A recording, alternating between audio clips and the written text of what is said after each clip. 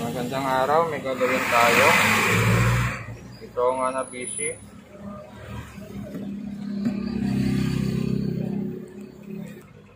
Ang problema nito ay ayaw daw mag-on. So naka-standby red lang siya. Okay, try natin. Kung bago lang kayo sa ating channel, huwag kalimutan mag-subscribe at maraming salamat. So mayroon siyang standby red dito.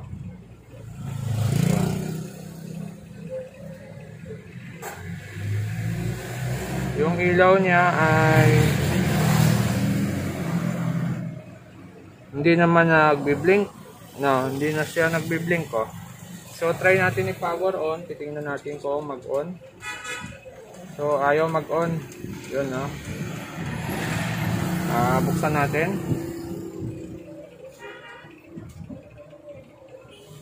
So ang unit na to ay unang sira pa lang niya. So sarado pa yung kanyang silyo nito. Yun o, sarado pa. So, unang bukas to, unang sira niya, standby red lang siya, ayaw mag-power on. Check na rin natin yung mga pindutan niya kung okay yung pindutan. So, pag okay yung pindutan, pwedeng may problema sa mainboard. Pero kung sira yung pindutan, wala kasing remote ito, kaya pwedeng sira lang yung control, yung manual niya. So, try natin muna yung manual nito.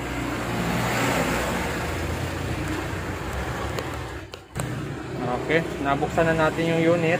Yan na yung unit natin. Ang kanyang top board ay ganito. Yan. Yan yung gamit niyang top board. Tapos, ito yung kanyang main board. So, may isang capacitor dito na nagbubbles na rin. Check natin kung ano ang problema nito kasi napansin natin yung board nito ay namumula na rin. So, ibig sabihin yan, overuse na rin yung kanyang board. Sobrang gamit na rin. Check natin ngayon.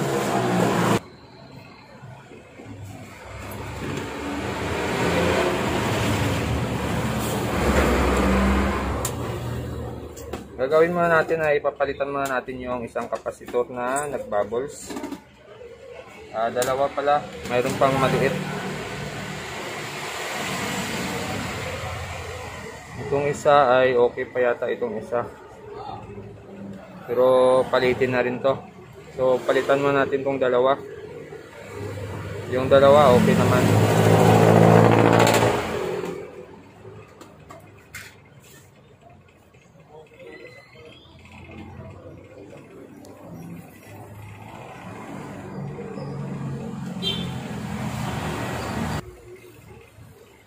Napalitan na natin yung kapasitor, ito, saka ito, napalitan na natin. So, try natin ngayon, testing natin kung magpa-power on siya. Try din natin palitan yung kanyang manual tack switch. Baka sa tack switch lang yung sira. So, ito, try natin.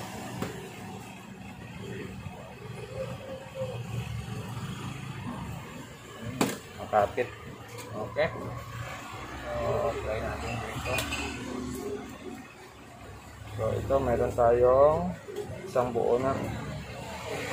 Try natin dito. Kung magbubukas siya. So, umuulan na naman sa labas. Maulan na naman dito sa atin. Okay, saksak ko lang. Yun, meron na siyang ilaw, oh. So, may ilaw na siya. Try natin i-power on. Ito. So, ayaw mag-on. Nakailaw lang siya, pero ayaw mag-on. Try natin i-short yung switch. Yun, ayaw din. So, lahat, i-short na natin lahat.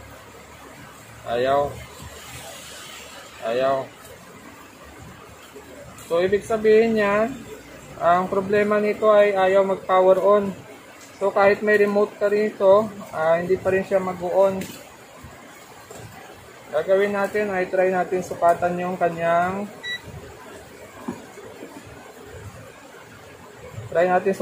kanyang control kung mayroon siyang supply. Okay, para sigurado tayo. So, mayroon siyang 3.1, no? On. So, nagsisiro siya. Bitawan natin. 3.1. Yun. So, napansin nyo yung 3.1 niya. Mababa, ano? So, susunod natin gagawin ay check natin yung 3.1 niya kasi sa switch. So, check natin yung 3.3 niya kung buo. So, positive, oh. Yung 3.1 niya ay nanggagaling din sa ating 3.3 na 1118. So, check natin yung 1.8 niya. Yun. So, buo pa yung kanyang 1.8. Tapos, check natin yung 5, okay. Check natin yung 1.2, okay rin.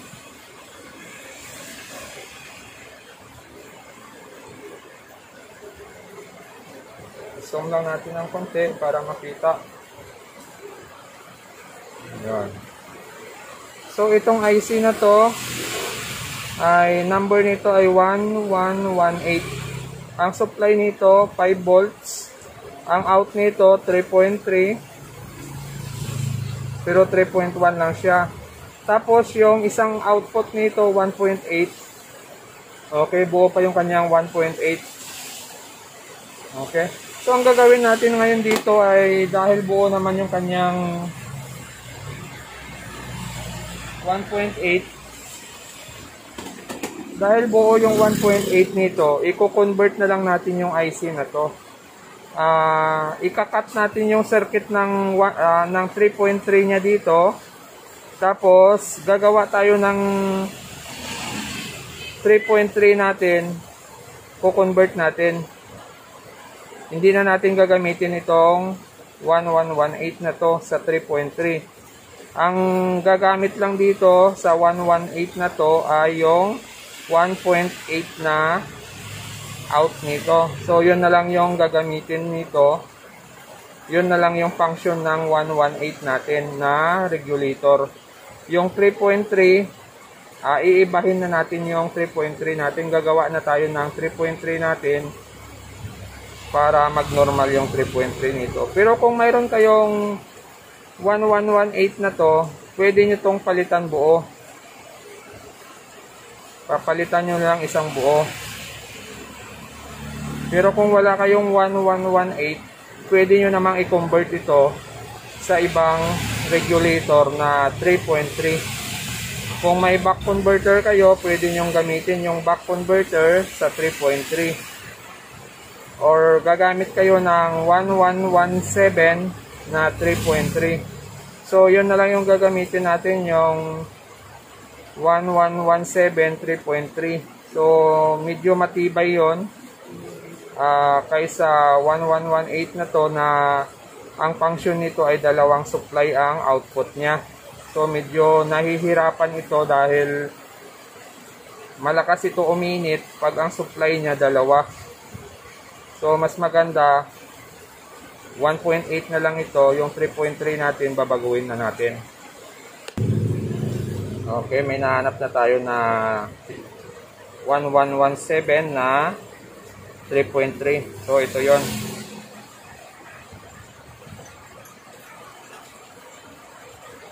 Gagawa tayo ng 3.3 natin na hiwalay sa 1118 para mas matibay. Mas matibay yung mga ganito.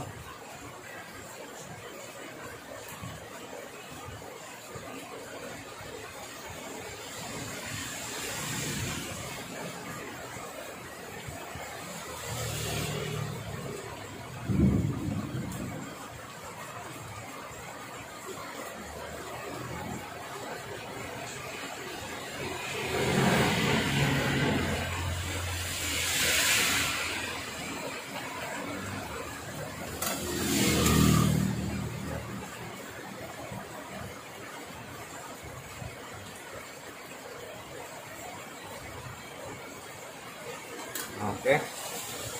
Kita ba?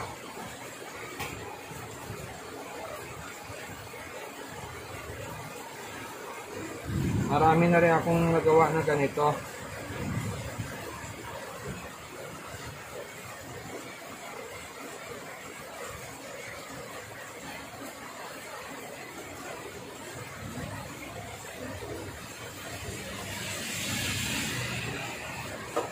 Okay, hanap lang ako ng wire para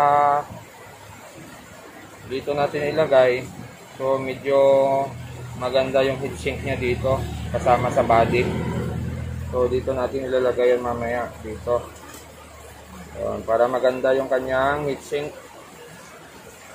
Yun, okay. Try natin kung gagana pag napalitan na natin yung 3.3 dito. So mamaya papakita ko sa inyo kung ano ikakat natin dyan para hindi na natin gagamitin yung 118 na yan para sa 3.3 natin.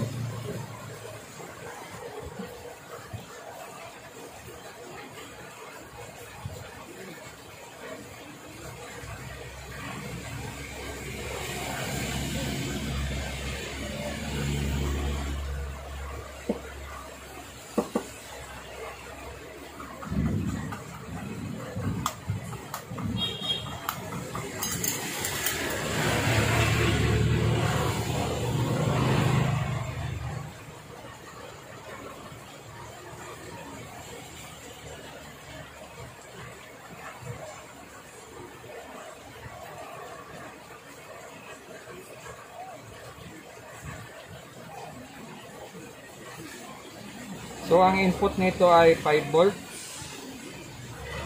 Yan. 5 volts input, tapos yung kanyang output ay 3.3. So, yung baba nito, yun yung grounding. So, yung kulay asol, yun yung grounding natin. Yung ground, yung kulay asol. Taba?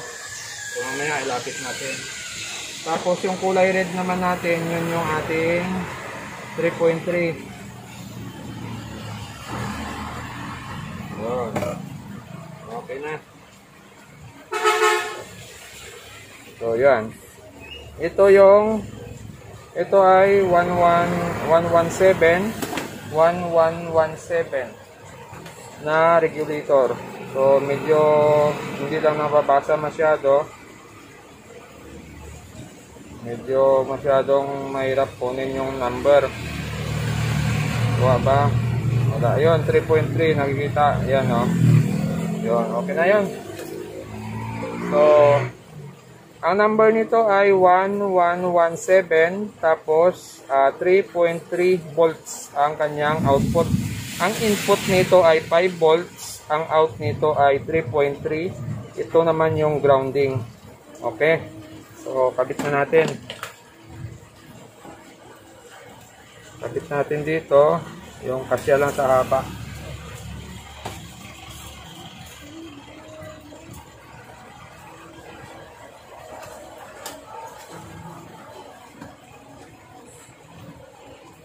Okay. So, maganda yung pwesto niya dito.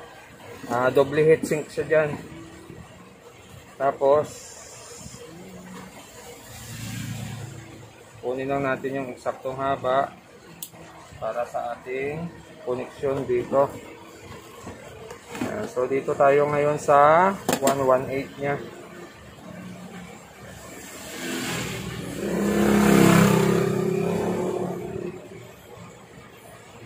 Yan yung 118 nya. Yan. 118 na IC. Regulator. Ang input nito ay 5 volts. Tapos yung dalawang pin dito 3.3. Yung dalawang pin dito ay 1.8. So dito yung 3.3 na to, kakat natin to para wala nang supply na manggagaling dito papasok sa ating 3.3. So kakat natin to dito. Tapos ang function na lang nito ay regulator na lang ito sa 1.8. So yung function nito, pag nagkaroon ng supply na 5 volts to, ang unang lalabas na supply rito 3.3. Tapos may switching dito yan para naman sa 1.8. Yan. kuha pa natin yung function ng 1118. Okay? Bali, kakat na natin yung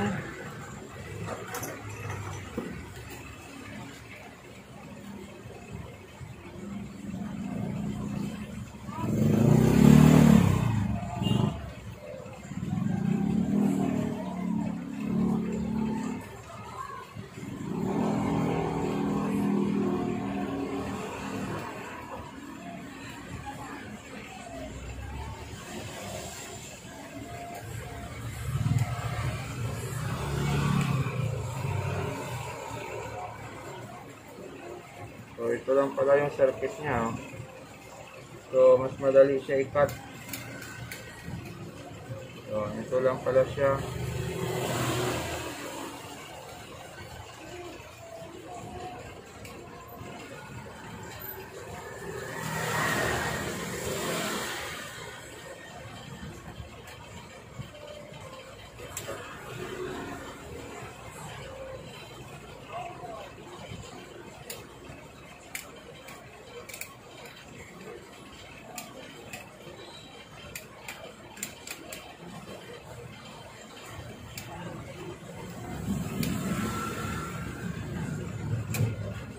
Okay. So check natin kung nakat na natin yung circuit na yon. Gagamit tayo ng buzzer. Ayaw. Yun. So tingnan natin kung short pa yung circuit. Yun. Okay na. Open na to. Yun.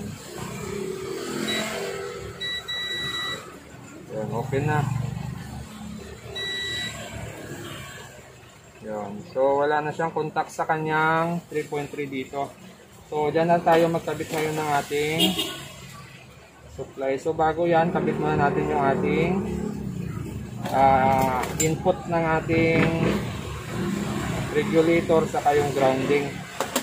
Tapos, susukatin natin yung out niya.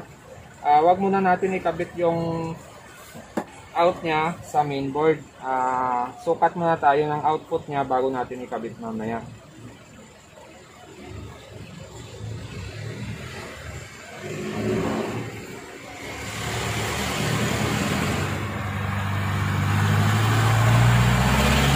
Okay.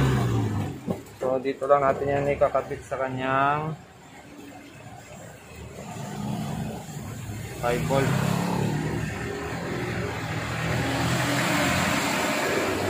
Okay, kuha lang ako ng mata ko. Medyo madilim.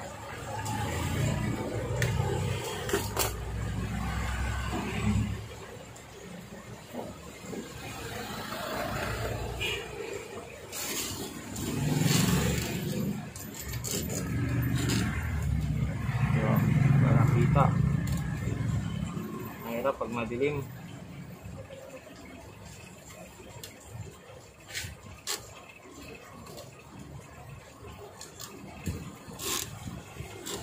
Ba? Hindi naman.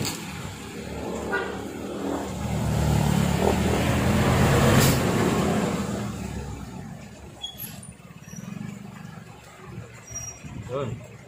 Tapos dito naman yung ating 3.3. Tapos yung ating grounding sa kabila naman ng capacitor. Kahit dito na tayo magkabit ng grounding natin. Yan. So, kabit muna natin yung ating source. Yung asol natin ay grounding.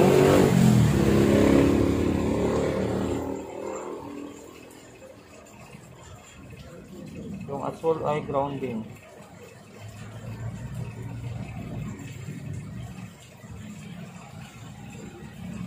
Yun. Ayos. So, bawasan na natin yung kulay white natin. Medyo mahaba yung okay.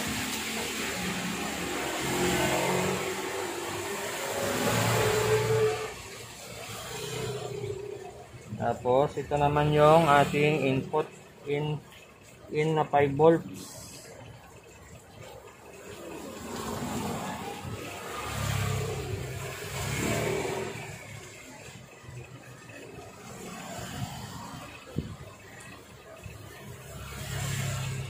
Yun. Okay.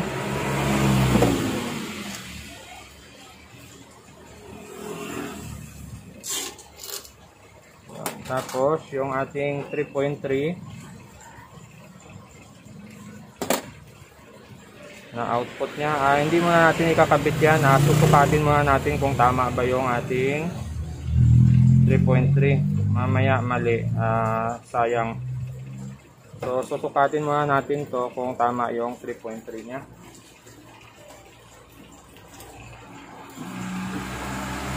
Tama ba? Yung white natin ay 5 volts. Yung asol natin ay ground. Tama. Saksak ko lang. Yan ay saksak ko na. Lagay tayo sa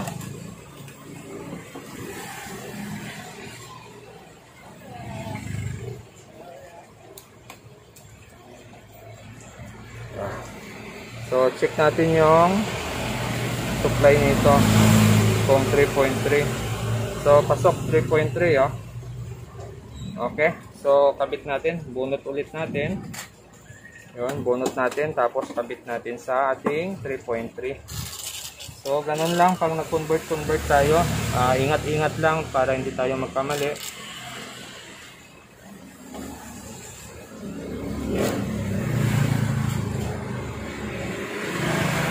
Mamaya i-focus natin yung ating ginawa para makita nyo.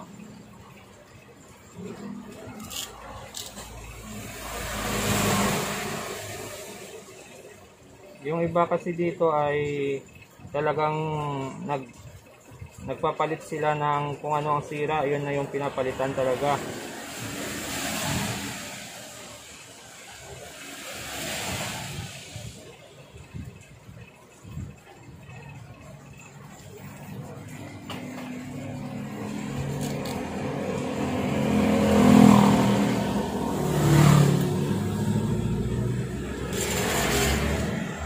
Okay.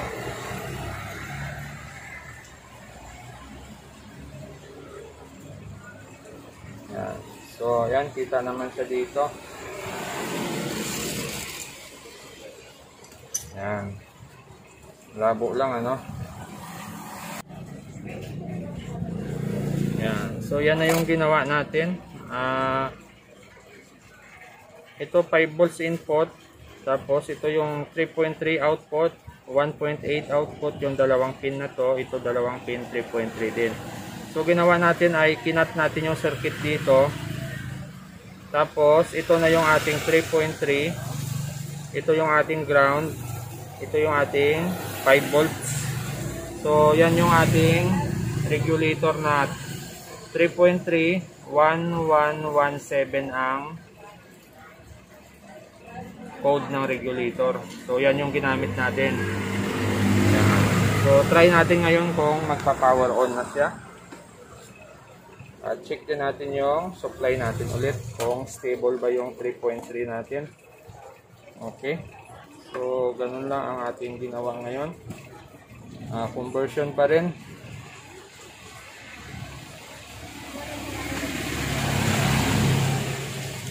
Okay, sinaksak ko lang siya. Mayroon na rin siyang ilaw dito. Yan o, may ilaw na siya. So sukat natin ngayon yung ating tack switch kung ilang volts yung lumalabas dito. So yung supply niya ay 3.3 na. Yon. So dito pa lang sa tack switch malalaman nyo na kung may problema yung inyong 3.3. Kasi lalabas na agad dito sa tack switch, mababa yung 3.3 natin. Okay. So ayan na, 3.3 na siya. Tapos, sukat din natin dito sa ating ginawa. So, 3.3 din. Okay. Try natin i-power on. Tapos, abang tayo ng test probe sa LVDS. So, power on natin. Ayaw mag-on. Yun. Yun. Nag-on na siya. Nakita nyo ba? Yun. Nagkaroon na siya ng 12 sa kanyang LVDS. Yun, papunta yan sa ating top board. Yun, may supply na siya. Ibig sabihin, nag-function na yung unit. At mayroon na rin siyang backlight, yun, no? So ang naging problema lang ng unit na to ay yung kanyang 3.3 bumaba na. Tapos napalit lang tayo ng dalawang filter capacitor. Tapos kinonvert lang natin yung 3.3 natin sa 1117. Okay na. Tingnan na lang natin kung okay na yung picture ng ating unit. So ito na, titesting na natin. Ayun, meron na siya. So no signal, okay na, bumukas na yung unit natin. Yun. So ibig sabihin, hindi ang sira niya ay dito sa switch, hindi sa tact switch. Buo yung ating tact switch, ang problema lang talaga niya yung kanyang supply na 3.3 bumaba na. So kung bago lang kayo sa aking channel, huwag kalimutan mag-subscribe at maraming salamat. Sasarado lang natin to, tapos testing ulit natin. Okay, testing na natin yung ating ginawa. Ito, Hanabishi, saksak ko lang. Okay.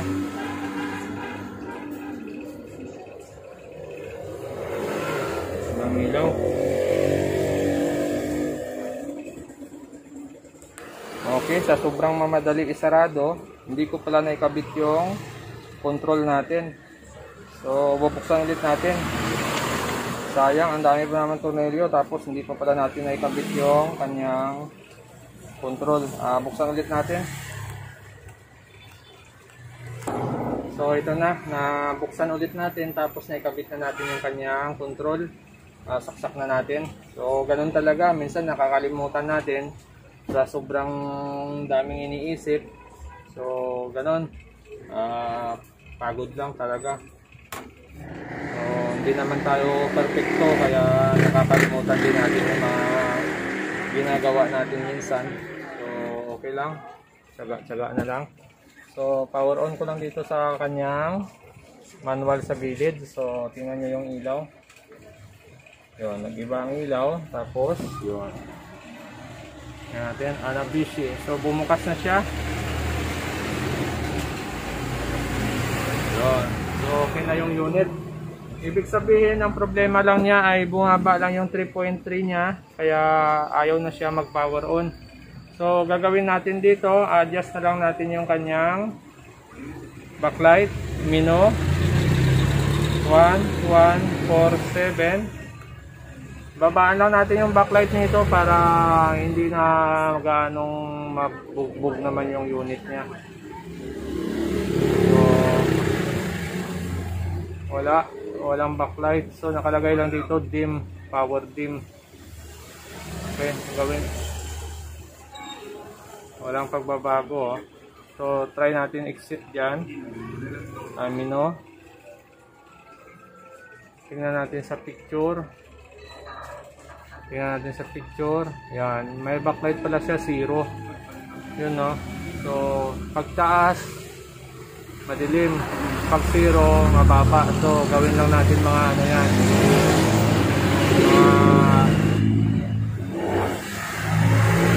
40%. Yun, 40%. Tapos Mino ulit, exit, tapos Mino,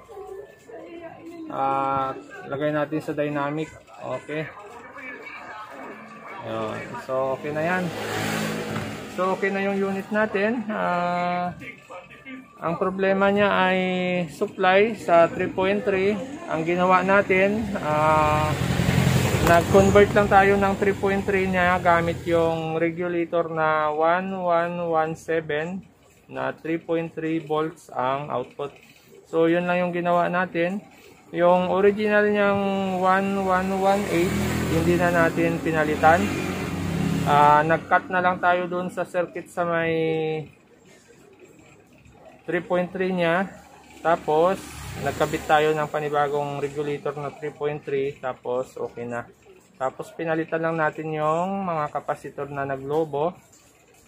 At yun, okay na yung unit. So kung bago lang kayo sa aking channel, huwag kalimutan mag-subscribe at maraming salamat. Sa susunod ulit natin na video,